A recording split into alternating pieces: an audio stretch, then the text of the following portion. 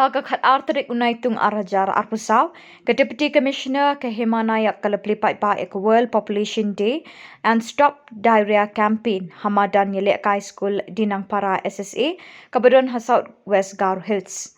Lapulong da District Health Society.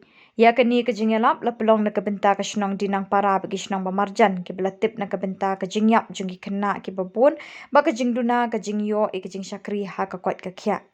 Haga jingkeren jongka ka Nayak kala banjur ya ke jingdan kam ban penya klat ya ke kena ban penbet ya ke ying kesem bat ban penon kam ya ke jing syakri ha ka kwat ke kya ban ya dan ke jing pang penhiar. Kala pen kesandru da ka pakentui ki kemi ki pa ban penon kam ya ke jing bam batei met ha ka te kethan.